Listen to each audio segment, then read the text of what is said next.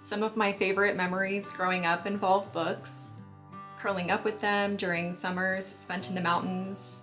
I grew up in Colorado, by the way. Reading by flashlight when I was supposed to be asleep, or even just wandering the shelves at the library with no real plan. But like a lot of people, there have been years where reading took a back seat. Life gets busy or noisy or overwhelming, and sometimes we just forget the joy books can bring us. So before we get into any tips or tools today, I want you to pause and think back, not to the books you had to read for school or because everyone online said they were brilliant, but to a moment where reading actually made you feel something: comforted, understood, delighted, transported, because that's what we're really talking about here.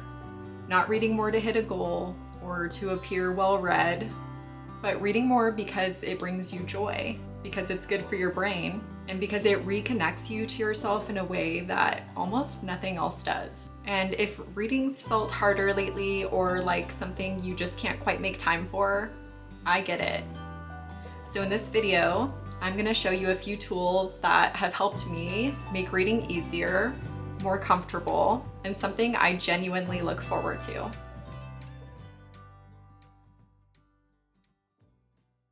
I want to start with the foundation of my reading life, and for me, that's the library. Between digital and physical cards, I have access to ebooks, audiobooks, and physical books without spending a dime. It's what keeps my reading fresh, low pressure, and honestly more fun. If something's not working for me, I just return it. No guilt, no cost. I use Libby to manage most of my reading. Everything syncs to my devices. I can preview samples, and holds come in like little surprises.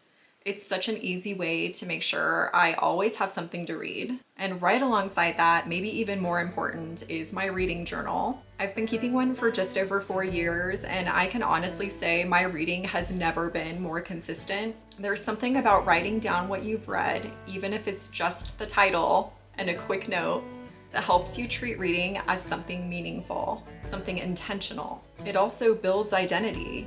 The more I track, the more I see myself as someone who reads. And that keeps the habit going even when life gets chaotic. Looking back through it is one of my favorite quiet joys. It creates a sense of momentum. You can see your reading life unfolding book by book, week by week. And the best part? It's totally flexible. Some seasons I just list titles and authors and a rating. Other times I reflect more deeply. There's no pressure to make it pretty or profound. It's just for me.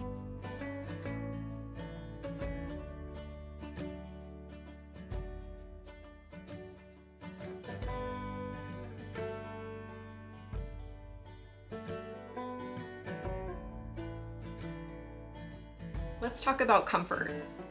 Because if reading feels physically awkward or inconvenient, we're just a lot less likely to reach for it. E-readers have completely changed my life. I use one for winding down in bed, no harsh lights, no heavy books falling on my face, and the other is perfect for travel or reading on the go.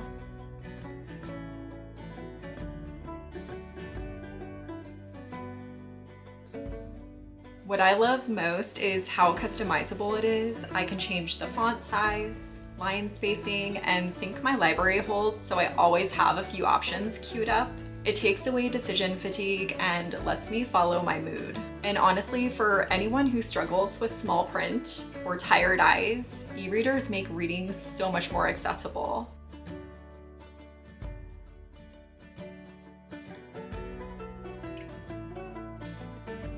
But if we're talking comfort, I have to mention my reading arm and page turner. This setup looks a little ridiculous, but it's a total game changer for bedtime reading. I can lie down completely relaxed, click to turn pages, and not have to lift a finger. These tiny friction points add up. Remove them, and reading becomes so much more inviting. And for physical books, especially the bricks, I rely on my book stand. It's what lets me get through chunky hardcovers, nonfiction, even art books without hand strain. I also use it while eating or journaling. It just gives me one more easy way to fit reading into real life.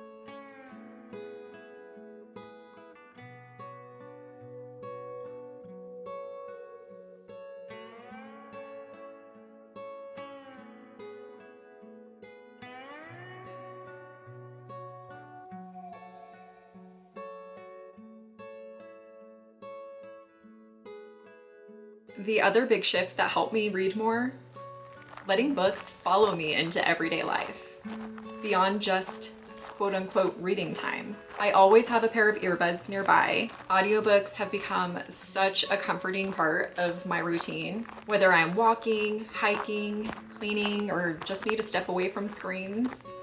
I used to think I had to be still and quiet to read, but now I know a good story can walk with me. Sometimes I'll even use smart speakers to cue up a chapter while I'm cooking or getting ready in the morning. It just keeps me connected to what I'm reading, even when I'm moving. And then there's the car.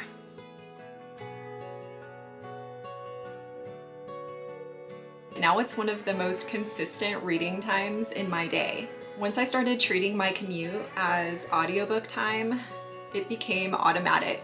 There's no pressure, it just fits.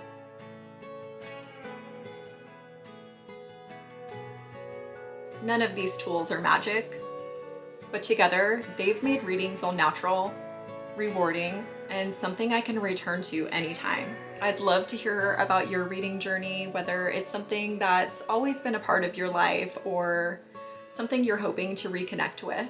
Are there any habits or tools, even tiny rituals that help you read more?